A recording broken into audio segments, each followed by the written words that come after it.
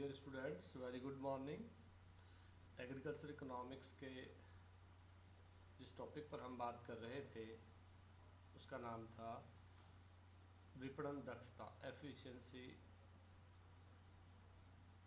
In marketing और marketing efficiency. पिछले lecture में हमने चर्चा करी थी कि मार्केटिंग एफिशिएंसी का तात्पर्य उन सब व्यवस्थाओं से है जिसके तहत कम से कम लागत पर उत्पादन संभव हो सके और उसे अंतिम उपभोक्ता तक उचित कीमतों पर उपलब्ध करवाया जा सके। यानी किसान के उत्पादन करने से लेकर के उपभोक्ता तक पहुंचने की विपणन प्रक्रिया के दौरान कम से कम लागतों के आधार पर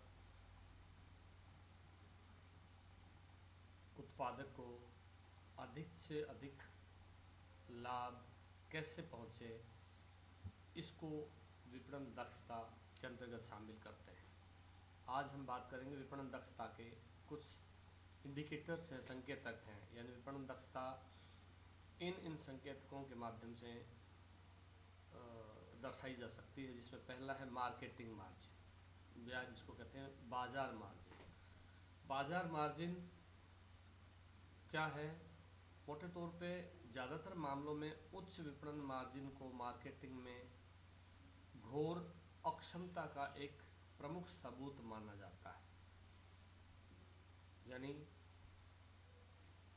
बिचौलियों या जो अक्षम, बहुत सारे इस तरह के जो मध्यस्थ होते हैं उनके चलते या उनके एकाधिकार के चलते कई बार मार्केटिंग मार्जिन है वो बहुत ही न्यून रहता है, जिससे अक्सर उच्च विपणन मार्जिन संभव नहीं हो पाता है। यानी विपणन में अक्षमता को निम्नलिखित कुछ बिंदुओं के आधार पर और अधिक स्पष्ट किया जा सकता है, जिसमें सबसे पहले किसी भी देश या क्षेत्र में एक कमोडिटी की उत्पादन लागत के संबंध में विपणन मार्जिन बहुत अधिक दिखाई देता है, जिससे उत्पादन लागत स्वयं काफ़ी कम हो जाती है। आधुनिक प्रौद्योगिकी का उपयोग जो उत्पादन लागत को कम करता है, किसी भी वितरण मार्जिन पर एक सकारात्मक प्रभाव डालता है। दूसरा, उत्पादन के चरम भौगोलिक विशेषज्ञता, विशेष रूप से विकसित देशों में कृषि वस्तुओं की उपयोगिता प्रदान करने की लागत में काफ़ी वृद्धि देखी गई है। बदले में इसने परिवहन लागत को बढ़ने में भी मदद करी है।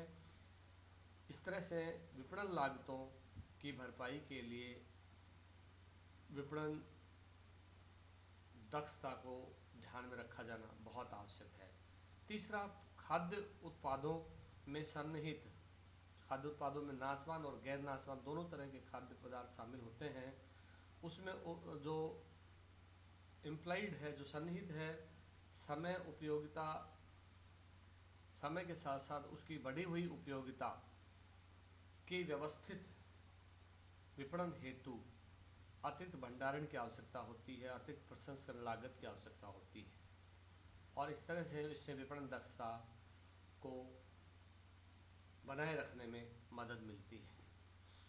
इसके बाद चौथा जो कारक है वो है सभी विकसित देशों में, विकासशील देशों में विशेष रूप से एक अच्छी संख्या में कृषि उत्पादों की उपयोगिता में बहुत बदलाव देखा गया है, जिसके चलते विपणन दक्षता प्रभावित होती है। इस तरह से कहा जा सकता है कि जो मार्केटिंग मार्जिन है, उस मार्केटिंग मार्जिन की वजह से विकसित और विकासशील दोनों राष्ट्रों में विपणन की लागतों, विपणन की अन्य शर्तों को ध्यान में रखा जाना बहुत आवश्यक है। विपणन की जो प्रमुख लागतें हैं उनमें परिणाम, समय और स्थान, तीनों चीज़ों को ध्यान में रखा जाना चाहिए, क्योंकि इसके कारण उनकी उपयोगिता में वृद्धि हो सकती है। इस तरह से निष्कर्ष के रूप में कहा जा सकता है कि वितरण मार्जिन जो खाद्य व्यय का एक बड़ा हिस्सा है, विकसित देशों में कुशल विपणन के साथ साथ असंगत बिल्कुल नहीं है। वास्तव में ये मार्केटिंग मार्जिन विकसित देशों में एक कुशल विपणन प्रणाली के लिए एक असेट साबित होता है, एक योग्यता है। इसके बाद दूसरी ओर कम विकसित अर्थव्यवस्था में उच्च विपणन मार्जिन अपेक्षाकृत सस्ती श्रम होने के बावजूद उत्पादकों को उपभोक्ताओं को प्रदान की गई बेहतर सेवाओं से संबंधित नहीं होता है, और इस तरह से विपणन की अक्षमताओं के कारण यह और अधिक सुधारों की अपेक्षा रखता है। इस तरह से कहने का तात्पर्य मार्केटिंग मार्जिन या बाजार मार्जिन के दो तत्व हैं। पहला है विभिन्न विपणन कार्यों के प्रदर्शन के लिए भुगतान की जो स्पष्ट लागतें हैं, उन लागतों को भी ध्यान में रखा जाना चाहिए, और उसके साथ साथ बाजार में जो मध्यस्थ मौजूद है, उन मध्यस्थों को जो लाभ प्राप्त हो रहा है वह भी विपणन दक्षता के दौरान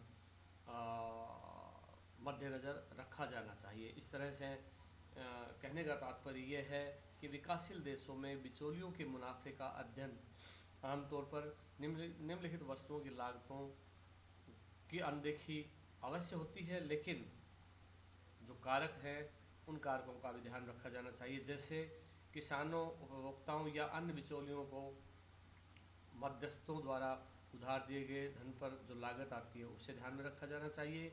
कृषि व्यापार में बिचौलियों द्वारा वहन की जाने वाली जो अनिश्चितता है, जो जोखिम है, उसकी लागत भी ध्यान में रखी जानी चाहिए। किसानों को दी जाने वाली जो सामाजिक मदद है वो भी ध्यान में रखी जानी चाहिए। उनके व्यवसायिक परिसर में मनोरंजन की जो लागत आती है उसे भी ध्यान में रखा जाना चाहिए, और उपज यदि खराब हो जाती है इस दरमियान विपणन के दौरान तो उसकी क्या लागत आती है उसे भी ध्यान में रखा जाना चाहिए। और साथ ही रिश्वत या उपहार या कुछ अन्य प्रकार के जो कर है, शुल्क है, उनसे संबंधित जो लागतें हैं उनका भी इसमें ध्यान रखा जाना जरूरी है। इसके बाद दूसरा संकेतक है उपभोक्ता मूल्य। उपभोक्ता मूल्य से तात्पर्य कि विपणन के दौरान दक्षता के आधार पर जब उत्पादक से उपभोक्ता तक वस्तु पहुंचती है तो उपभोक्ता उस वस्तु का क्या मूल्य देता है, उसको रीजनेबल या उचित कीमतों पर वह वस्तु उपलब्ध होती है कि नहीं होती है, क्योंकि कम लागत बनाए रखते हुए उत्पादक का मार्जिन अधिकतम मिले और उधर उपभोक्ता को भी सही कीमत पर वस्तु प्राप्त हो। इस तरह से मार्केटिंग जो दक्षता है उसका प्रमाण होना चाहिए, और यहाँ उपभोक्ता मूल्यों को ध्यान में रखा जाना चाहिए।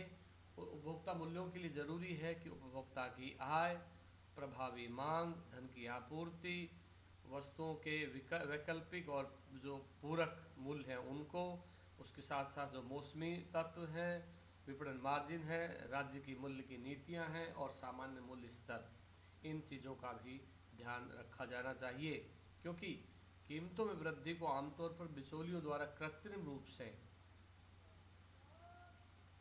बढ़ा दिया जाता है, हेरफेर कर दिया जाता है, और जिसके कारण विपणन दक्षता पर प्रश्न खड़ा होता है, और उससे न केवल उत्पादक के मार्जिन में कमी आती है बल्कि उसके साथ साथ उपभोक्ताओं को भी कहीं न कहीं उसका नुकसान होता है। तो ये है विपणन दक्षता का दूसरा संकेतक उपभोक्ता का मूल्य। इसके बाद तीसरा जो संकेतक है वो है भौतिक विपणन सुविधाएं। ये भी उसी विपणन दक्षता का एक संकेतक है कि उत्पादक के उत्पादन करने से लेकर और उपभोक्ता तक, अंतिम उपभोक्ता तक जब वस्तु पहुंचती है तो इस दौरान जो विपणन होता है, विपणन की प्रक्रिया होती है, उस दौरान विपणन की प्रक्रिया में क्या क्या और सुविधाएं या क्या क्या और प्रक्रियाएं अपनानी पड़ती हैं, जैसे वस्तुओं का उनका परिवहन है, वस्तुओं का भंडारण है, या उनका प्रोसेसिंग है, प्रसंस्करण है। इस तरह की सुविधाओं का भी विशेष ध्यान रखा जाना चाहिए, क्योंकि यदि ये सुविधाएं सही रूप में विद्यमान होती हैं तो उससे विपणन दक्षता अधिक कारगर होती है, और यदि परिवहन, विपणन या उसके प्रसंस्करण में कहीं समस्या है, कहीं दिक्कत आती है तो उसका प्रभाव है वह भी विपणन दक्षता पर पड़ता है। इस तरह से कहा जाना चाहिए कि विकासशील और विकसित राष्ट्रों में विपणन दक्षता अलग अलग प्रकार की पाई जाती है। विकासशील राष्ट्रों में अक्सर आधारभूत संरचना बहुत कमज़ोर होती है, उसमें चाहे परिवहन से संबंधित हो, चाहे वो भंडारण से संबंधित हो और चाहे प्रसंस्करण से संबंधित हो। तो ऐसी आधारभूत सुविधाओं का विकास होना चाहिए। विकसित देशों में कंपैरेटिवली सुविधाएं अधिक मिलती हैं, इससे वहाँ विपणन दक्षता अपेक्षाकृत सही पाई जाती है। इस तरह से तीसरा जो तत्व है भौतिक विपणन सुविधाएं उससे संबंधित है, और इसके लिए ज़रूरी है कि निर्वाह खेती, कृषि उत्पादन की मौसमी प्रकृति, कृषि उत्पादन की इकाइयों की संरचना, उनका व्यापक फैलाव, विपणन योग्य अधिशेष की कम मात्रा आदि आदि तत्वों का भी इसमें ध्यान रखा जाना चाहिए। इसके बाद अगला संकेतक आता है बाजार प्रतिस्पर्धा। जैसा कि हम जानते हैं कि बाजार में प्रतिस्पर्धा होती है और विपणन दक्षता के लिए आवश्यक है कि यह प्रतिस्पर्धा बहुत ही स्वस्थ हो। प्रतिस्पर्धा की तीव्रता को व्यापक रूप से देखने के लिए बाजार की अक्षमता के एक संकेतक के रूप में इसे काम में लिया जाता है। हालांकि प्रतियोगिता अपने आप में वांछनीय है और इसके माप के तरीकों में एक रूपता, सटीकता और निष्पक्षता होनी चाहिए, जिसकी जनरली कमी होती है।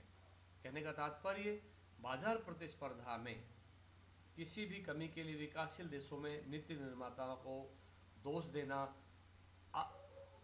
बहुत आसान है, लेकिन दूसरी ओर जहाँ प्रतियोगिता बहुत विस्तृत होती है, बहुत गहन होती है, जहाँ शोधकर्ता इसे दक्षता की कुंजी मानते हैं, इसमें सुधार की गुंजाइश मानते हैं, वहाँ इसे इंगित करने या इसकी दक्षता को साबित करना बहुत आसान नहीं होता है। इस तरह से विपणन की दक्षता के दौरान बाजार में प्रतिस्पर्धा का तत्व है वो भी बहुत महत्वपूर्ण है। इस तरह से विपणन दक्षता के उपाय के रूप में बाजार में प्रतिस्पर्धा के प्रभावी उपयोग के लिए बाजार संरचना के लिए व्यवहारिकता के मानदंडों के एक उपयुक्त अनुप्रयोग की आवश्यकता होगी। उनके सभी इंटरेक्शंस संबंधी या उनके सभी जो प्रतिक्रियावादी प्रभाव हैं, उन प्रभावों के परिणाम स्वरूप उन्हें और अधिक दुरुस्त किया जा सकता है और अधिक काम में लेने योग्य बनाया जा सकता है। कहने का तात्पर्य ये है कि विपणन दक्षता के जो संकेतक हैं, उन संकेतकों के आधार पर विपणन दक्षता को और अधिक कुशल बनाया जा सकता है। आवश्यकता है लागत पर नियंत्रण की, आवश्यकता है उस उत्पादन से लेकर उपभोक्ता तक पहुंचने की प्रक्रिया के दौरान जो विपणन की गतिविधियां हैं, उन सभी गतिविधियों का प्रभावी मॉनिटरिंग हो, उनका सही प्रसंस्करण हो, सही भंडारण हो, सही परिवहन हो। इस आधार पर विपणन दक्षता को और अधिक कारगर बनाया जा सकता है और अधिक उचित बनाया जा सकता है। इस तरह से कृषि अर्थशास्त्र में और कृषि विपणन में विशेष रूप से इन तत्वों का विशेष महत्व है, क्योंकि जब तक विपणन में दक्षता नहीं होगी तब तक बिचौलियों और मध्यस्थों के चंगुल के चलते, उनके प्रभाव के चलते एक तरफ उत्पादक ठगासा महसूस करेगा, वहीं उपभोक्ता को भी सही कीमतों पर वस्तुएं नहीं मिल पाएंगी और उसका उनके आर्थिक जीवन पर बहुत बड़ा प्रभाव पड़ता है, क्योंकि अंतिम रूप से उपभोक्ता फिर खुले बाजार पर निर्भर रह करके वस्तुएं खरीदता है, जिससे उसकी सामान्य जीवन पर बहुत प्रभाव होना लाजमी है। इस तरह से कहने का तात्पर्य, विपणन दक्षता न केवल कृषि विपणन के लिए आवश्यक है, बल्कि उपभोक्ता और उत्पादक और उससे संबंधित सभी वर्गों के लिए भी ये बहुत आवश्यक तत्व है। आज के लिए इतना ही। बहुत बहुत धन्यवाद।